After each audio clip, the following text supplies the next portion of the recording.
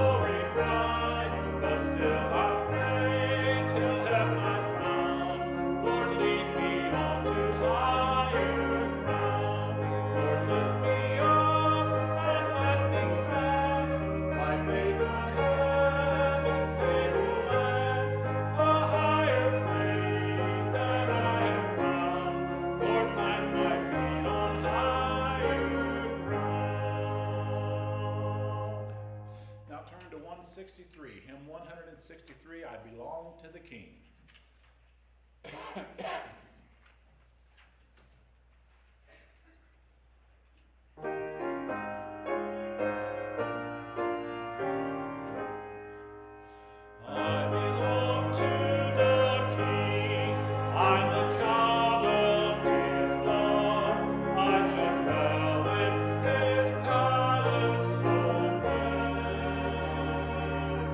For he tells of his bliss in your hand.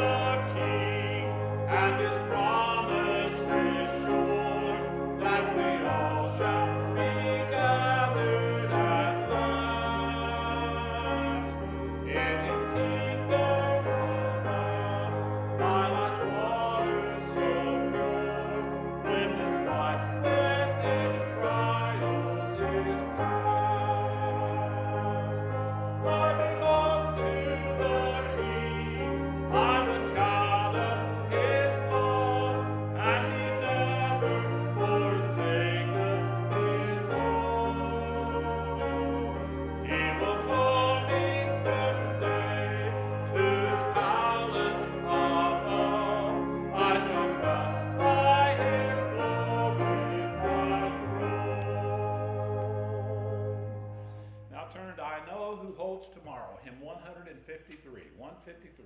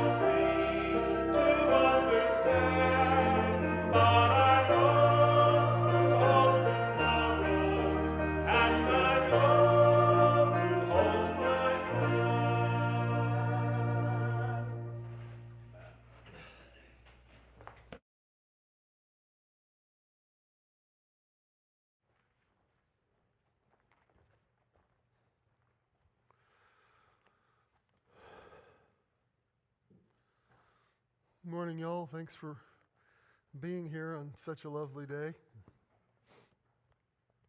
If you would, turn in your Bibles to Judges. Judges chapters 17 and 18 is our text. But to start off with, I want you to find the end of Judges chapter 18.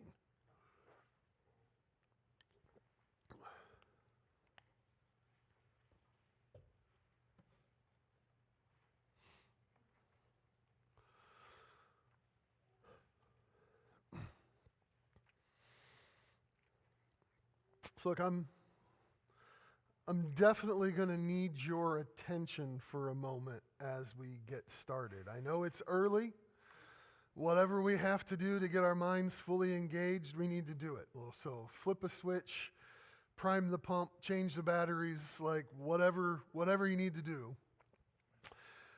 Every once in a while, I get sidetracked in study as I'm preparing a sermon because I want to research some detail of interest, and I usually don't subject y'all to all of that effort. For example, there was one time I remember I spent several hours trying to figure out what kind of coin was used for the temple tax because I wanted to know what Peter pulled out of the fish's mouth. It ended up being about half a sentence that you guys heard.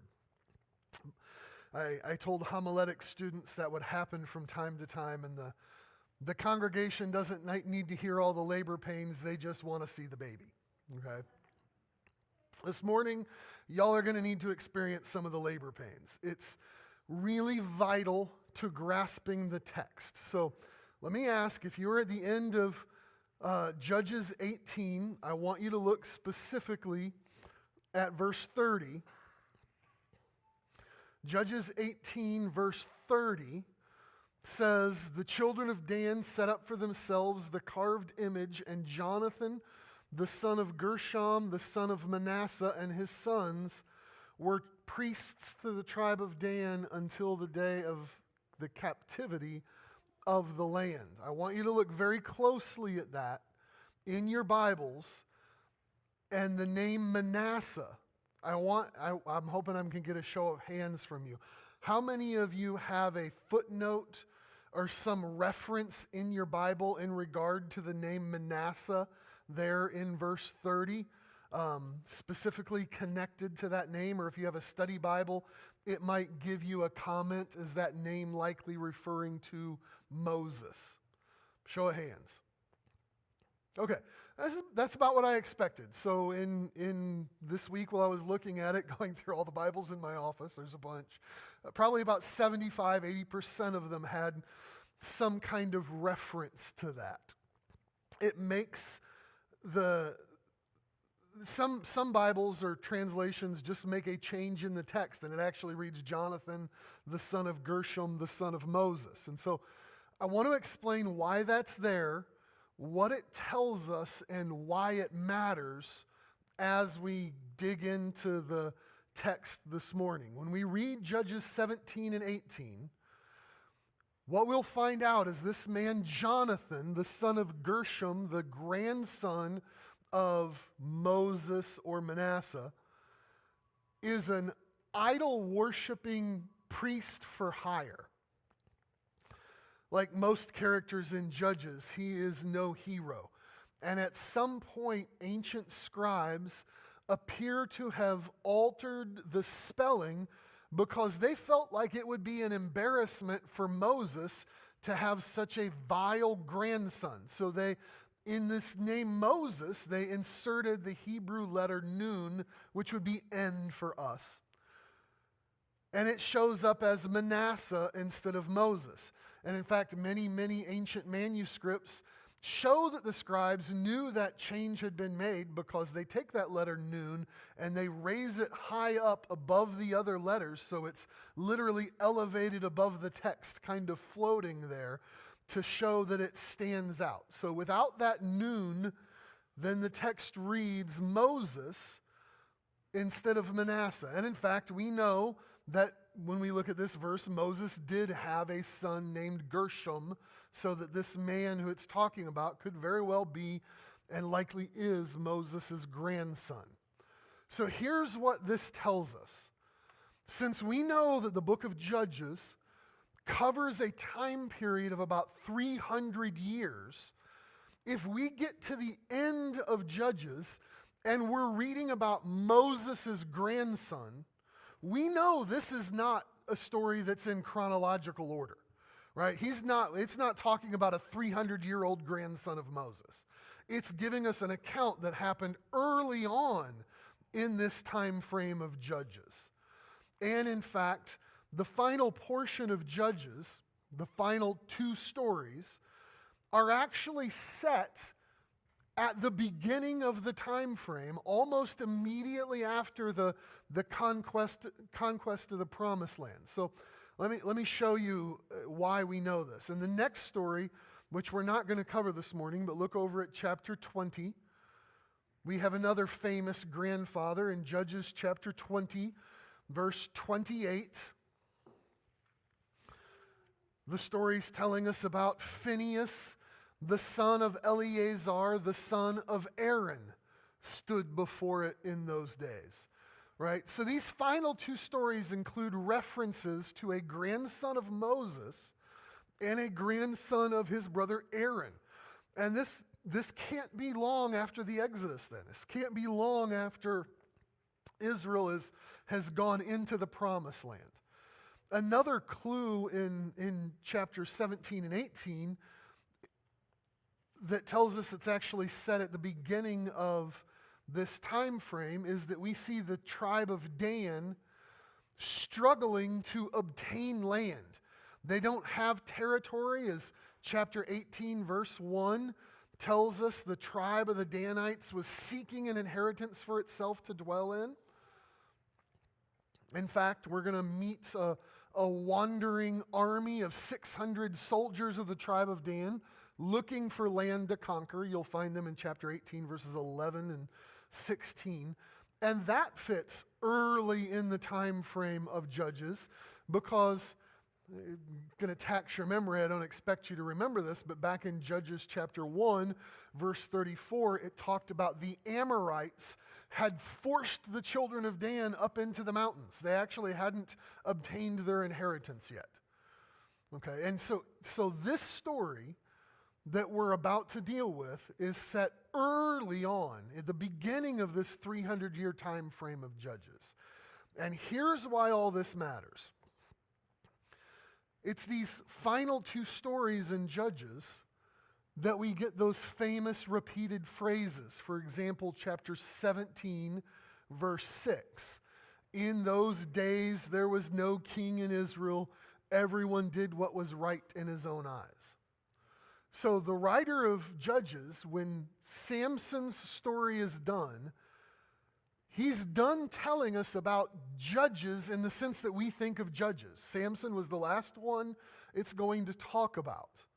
And if we're not careful then, we'll take these two final stories and we'll read it as if it's something that's just tacked on to the end of Judges and it's there to fill up space. But when we pay attention and see the chronology of this is the writer's way of saying, I've been telling you all along about the judges and the way that God delivered us when we fell into sin. Now let me go backward and tell you why it is that was necessary to begin with.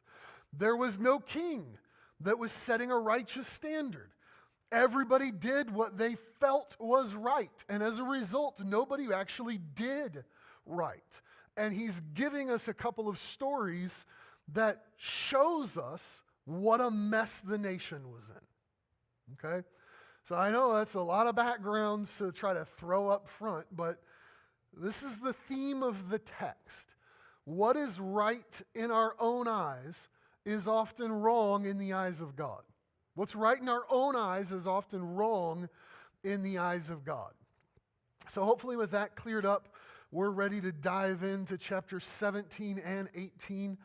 It includes the first of these two stories at the end of Judges, and it tells us about a thieving, idol-worshiping man named Micah, about a mercenary priest for hire named Jonathan, and a marauding band of Danite soldiers who wanted a place to live and worship on their own terms.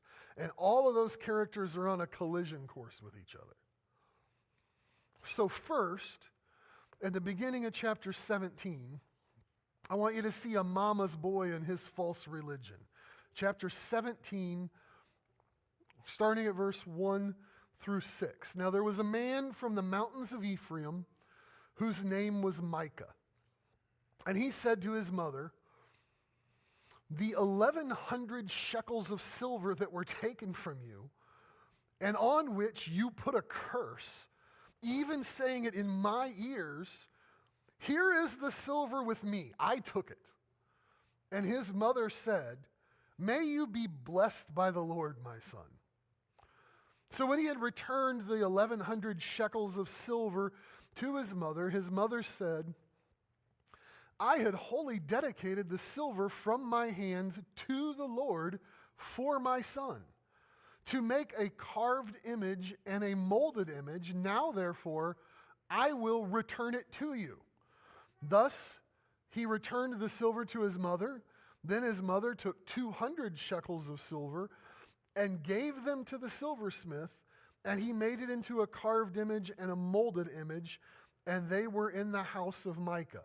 The man Micah had a shrine and made an ephod and household idols, and he consecrated one of his sons who became his priest. In those days, there was no king in Israel. Everyone did what was right in his own eyes. So the story opens with this man named Micah who lived in the hill country of Ephraim. So it's not far, he's not too far from Shiloh, where the tabernacle stood during the time of Judges. And Micah had stolen 1,100 pieces of silver from his mother. This is a huge amount of money. We're going to see in a moment that he's going to offer 10 silver shekels annually to a man as a generous salary. So 1,100 pieces of silver is a huge amount of money. This was probably his mother and father's lifetime savings. And we don't know, but it's easy to speculate, say his father died and he used the occasion to take the money from his mother. But when his mother discovered this loss, she pronounced a curse upon the money and upon the thief. And I'm sure it's no accident that she did it within Micah's hearing, because she probably suspected him. Not going to say this kind of thing ever happened when I was a kid, but it's possible that something went missing or something got broken, and my mother would, as all the kids were listening, mention how bad such a person would be who would do that kind of thing. Suddenly, because of this curse, Micah becomes very concerned, not because he had stolen, but because he feared the curse that his mother put on this money. And what follows reveals just how spiritually confused this household truly was, because instead of rebuking her son for stealing, Micah's mother then blesses him for stealing. Like, she announced a curse on the money, but when he gives the cursed money back, he's not cursed. She's actually going to bless him. Then she announces how happy she is because she had dedicated that silver, verse 3, to the Lord, to all caps, Yahweh, right? But she's not done. That sounds good at first until we find out what she intended to do with it. She gives part of the silver to a silversmith so he can make possibly two idols, one that's a carved image and one that is a molded image. She intends, she says, to worship Yahweh through these two idols, one carved from wood and the other formed from silver, or it's a possibility in the text that it's describing that this one craftsman would carve an idol and then cover it with silver, so it's possibly just one idol. But Micah goes even further. He establishes a shrine at his house. Now remember, they are not far from Shiloh, where the tabernacle is, where worship could take place. And he makes religious objects for his own household, including an ephod, kind of a sacred vest or apron for priests. And he makes these household idols, and he appoints one of his sons to serve as a priest. This is a completely homemade religion. Even though it's in the name of Yahweh, it is a completely homemade religion. And the narrator then explains what's happening in verse 6. In those days, there was no king in Israel. Everyone did what was right in his own eyes. That verse explains everything in the story that's about to unfold. It leads to the central truth of the passage that what is right in our own eyes is often wrong in the eyes of God. Micah did wrong here, but with the exception of having stolen the money from his mother, right? Once he's given this back because of the curse and all the other actions he's taken that are religious actions, you could argue that Micah did not set out with the intention of doing wrong. It is apparent that the writer of Judges wants us to understand that Micah truly believed he was honoring God even as he was inventing a religion according to his own ideas and desires. What Micah desperately needs is to conform to Scripture and to have some kind of oversight to keep him on the straight and narrow. But there's no righteous king in Israel to keep people in line. There was no standard that Micah was following except whatever was right in his own eyes. And unfortunately, when you start falling into idolatry, there's almost always people willing to go along with you and even help you down that dark path. So verses 7 through 13, we meet an unemployed priest with low standards. Now, there was a young man from Bethlehem in Judah, of the family of Judah. He was a Levite and was staying there. The man departed from the city of Bethlehem in Judah to stay wherever he could find a place.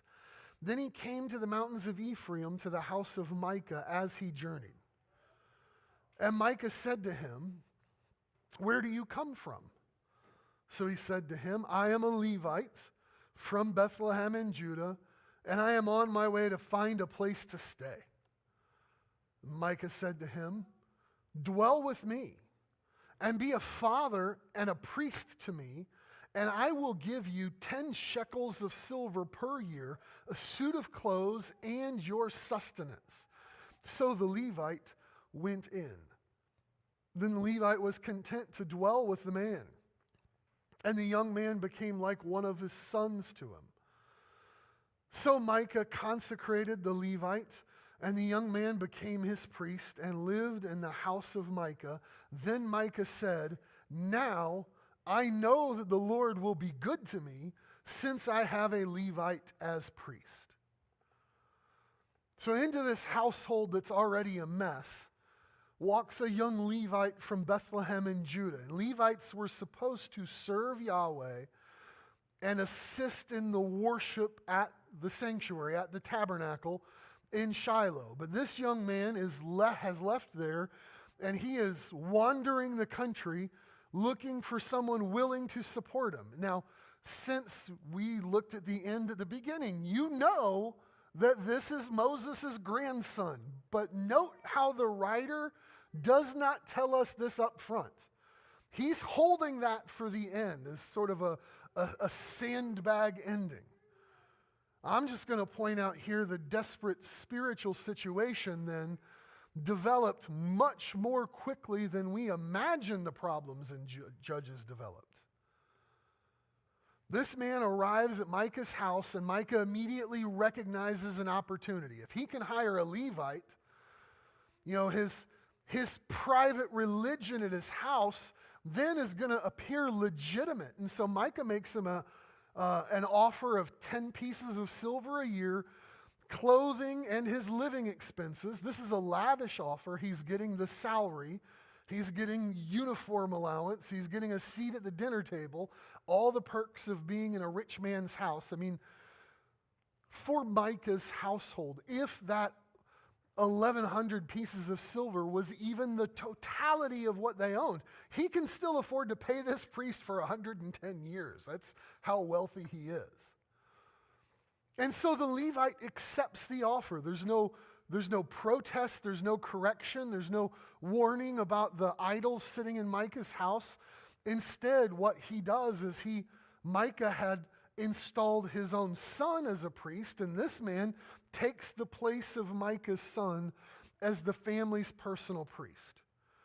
Now, we don't know why this young man left the tabernacle, but we can see he's looking for a more comfortable situation. And Micah is thrilled at this development. He proudly declares in verse 13, now I know that Yahweh will be good to me since I have a Levite as a priest. Right? Because that's the way God designed it. The priests of the Lord, they're supposed to be hired spiritual mercenaries to whoever's offering the most money. Now, for Micah, it is sure to lift his social status. Micah believes he has secured God's blessings through just the appearances of legitimacy. Look, I have a priest, so what I'm doing has to be right. But this Levite reveals something that's equally troubling because even if we grant Micah the possibility that he's at least trying to do what's right in his own eyes, this Levite knows better. He is willing to compromise truth because this arrangement benefits him. Truth gets exchanged for convenience. In chapter 18, the story just continues right into the chapter. In verses 1 through 10, we see a struggling tribe and their search for land. It says, in those days, there was no king in Israel. And in those days, the tribe of the Danites was seeking an inheritance for itself to dwell in, for until that day, their inheritance among the tribes of Israel had not fallen to them. So the children of Dan sent 5 men of their family from their territory, men of valor from Zorah and Eshtaol, to spy out the land and search it. They said to them, go, search the land. So they went to the mountains of Ephraim, to the house of Micah, and lodged there. And while they were at the house of Micah, they recognized the voice of the young Levite. They turned aside and said to him, who brought you here? What are you doing in this place?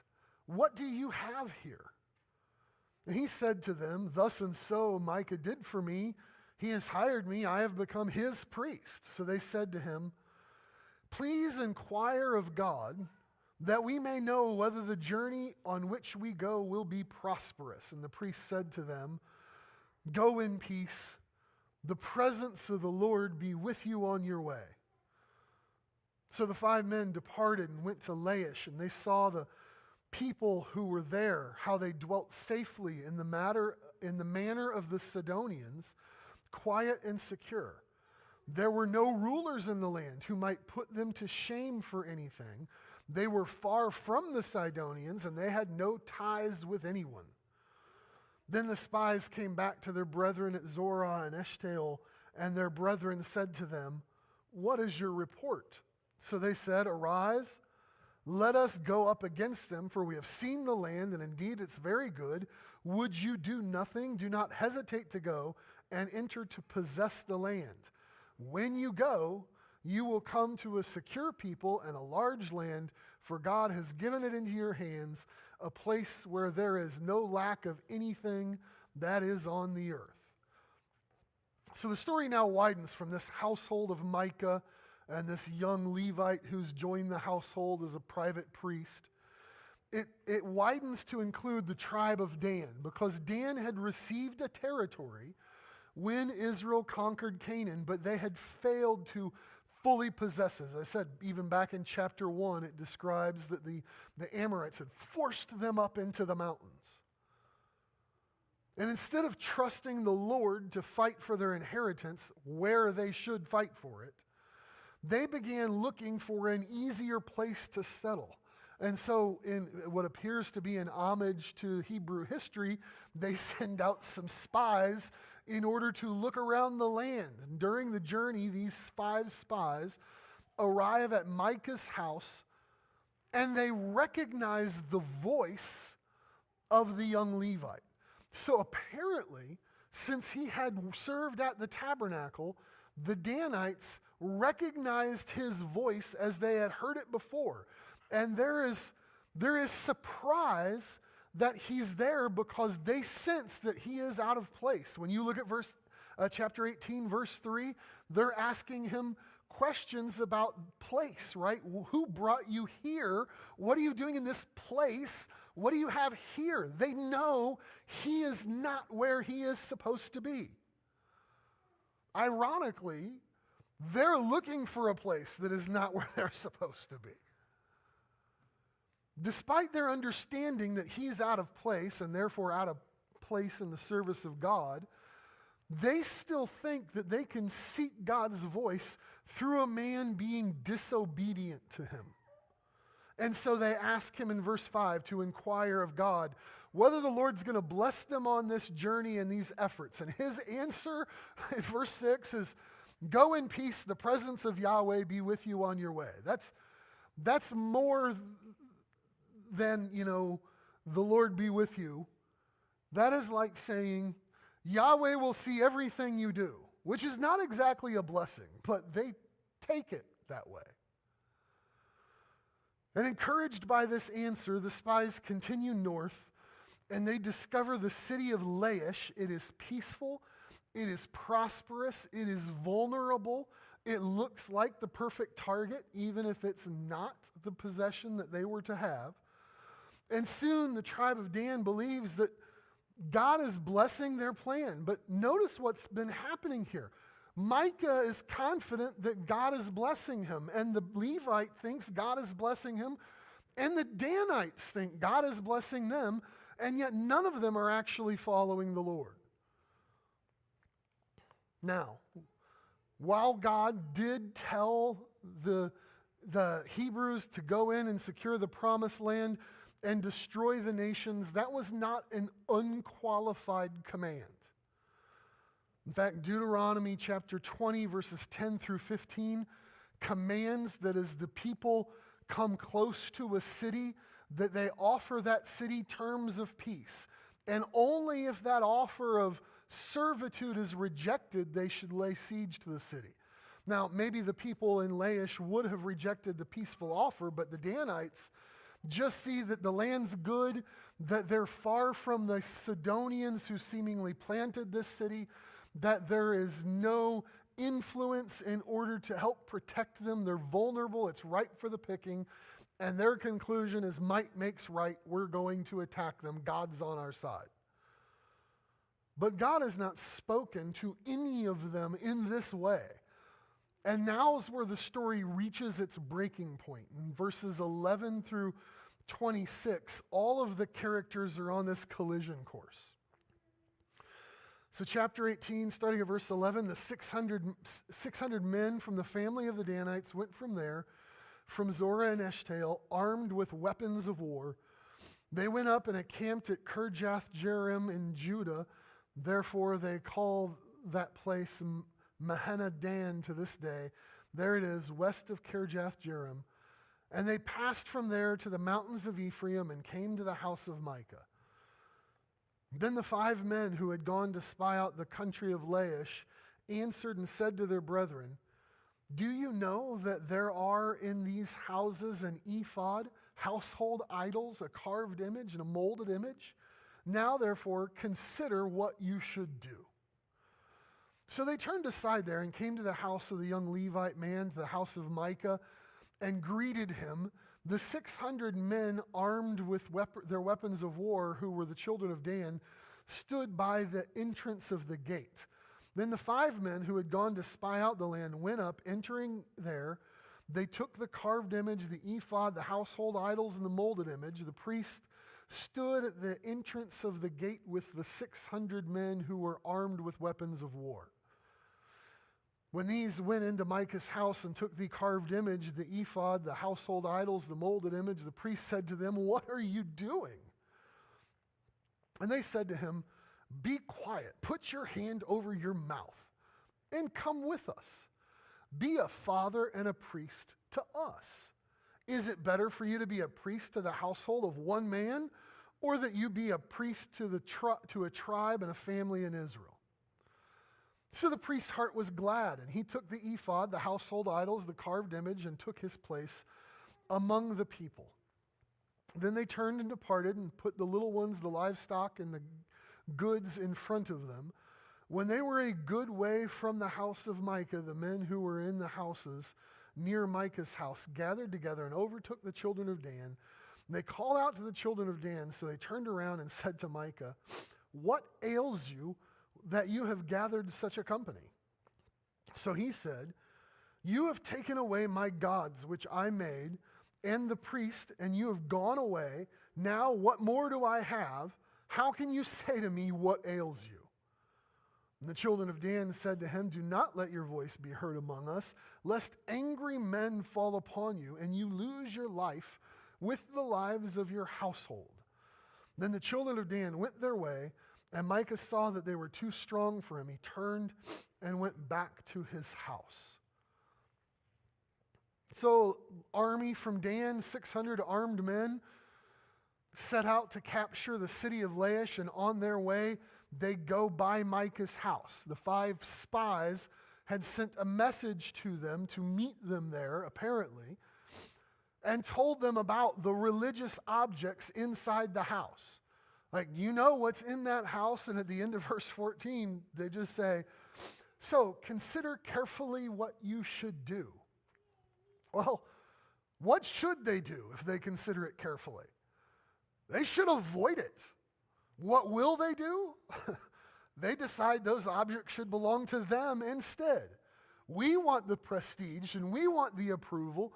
So while 600 soldiers stood guard at the gate, 5 men entered the house and began carrying away the carved image and the ephod and the household gods. And the Levite, the priest, the family priest, is out there at the gate and sees these 5 men come out with the stuff, and he asks what was happening. Now remember, earlier they knew that this priest did not belong there. But they aren't planning on taking him back to the tabernacle to serve where he belongs. Instead, the Danites silence him and offer him a promotion. Instead of serving one household, you could become priest for an entire tribe. And for a guy who's already deep in moral compromise, this offer is irresistible. The Levite gladly joins them and, in fact, helps them rob his former employer. And when Micah realizes what's happened, he gathers the neighbors, he pursues the Danites. They expected this, by the way, because it says they sent their families out first. So they were in back when Micah and his neighbors show up. They run into the soldiers first, and the Danites confront him. Verse 32, "What ails you?" Or it's like, "What's wrong with you?" And in verse 24, he says, "You have taken away my gods, which I made, and the priest, and you've gone away. Now what more do I have? How can you say to me, what ails you?" Do you hear here what he just admitted? You have taken away my gods which I made. What more do I have? Micah does not see himself as someone who was made by God. Micah sees himself as someone who made his God. And now that it's gone, he's got nothing left. Friends, that is the tragedy of idolatry. A God of your own making is not a God worth having. A God of your own making is not a God who can save you, and it is not a God that is worth keeping. Nor can you keep it, because it is Christ alone who will not leave you or forsake you. And once again, we see the truth of the passage. What's right in our own eyes is often wrong in the eyes of God. Everything that had seemed reasonable to Micah up to this point has just fallen apart. It's collapsed. And I am convinced that the writer of Judges tells us that entire story so that he can get to verses 27 through 31, which describes idolatry made easy. Chapter 18, verse 27, they took the things Micah had made and the priest who had belonged to him and went to Laish, to a people quiet and secure, And they struck them with the edge of the sword and burned the city with fire. There was no deliverer because it was far from Sidon, and they had no ties with anyone. And it was in that valley that belongs to Beth Rehob, so they built a city and dwelt there. And they called the name of the city Dan, after the name of Dan their father, who was born in Israel. However, the name of the city formerly was Laish. Then the children of Dan set up for themselves the carved image, and Jonathan, the son of Gershom, the son of Manasseh, the son of Moses, and his sons were priests to the tribe of Dan until the day of the captivity of the land. So they set up for themselves Micah's carved image, which he made, all the time that the house of God was in Shiloh. This army of Danites continues north. They conquer the city of Laish. They rename it Dan. What's interesting is that the writer of Judges has not had sympathy for the Canaanites to this point, but he actually writes to make the reader sympathetic towards the people of Laish. They set up Micah's carved image there, and only at the very end of the story does the narrator reveal the identity of the Levite priest. His name is Jonathan, the son of Gershom. He is the grandson of Moses. The writer saves that detail to the end on purpose because it's a shocking ending. It tells us that idolatry did not take centuries to develop. It appeared within a generation or two. Idolatry is not the inevitable end of a long spiritual slide. It is a lot closer than we think.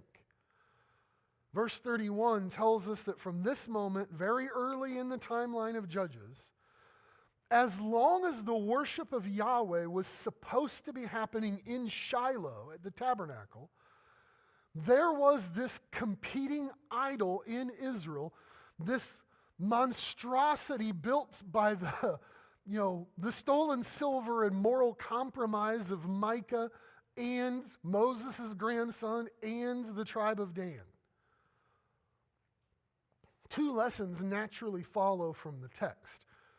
First, we need a source of truth that is more reliable than our own hearts and minds. The people in this story, if you read this story again, the people in this story believe that they are acting reasonably.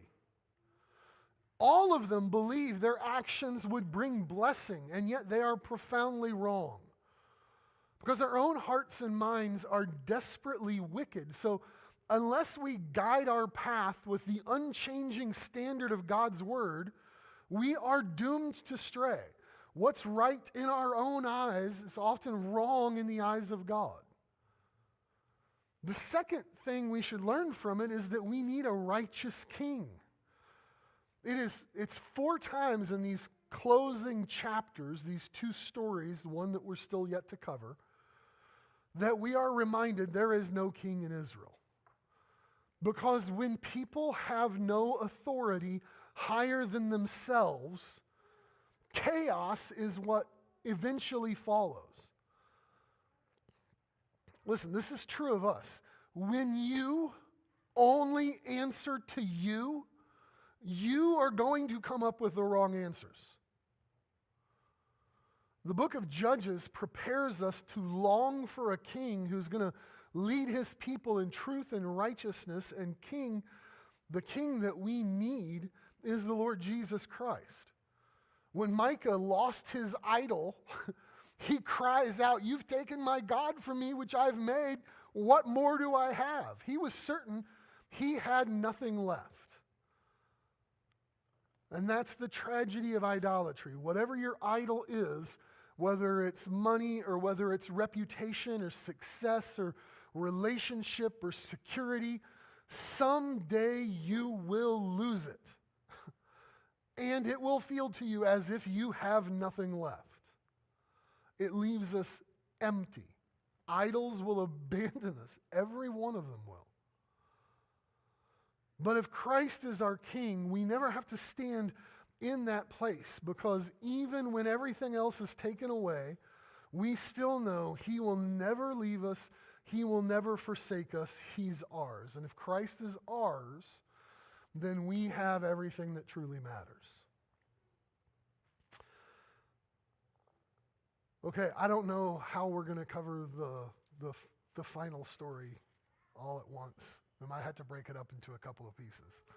But you want to stand? We'll be dismissed to our Sunday school classes.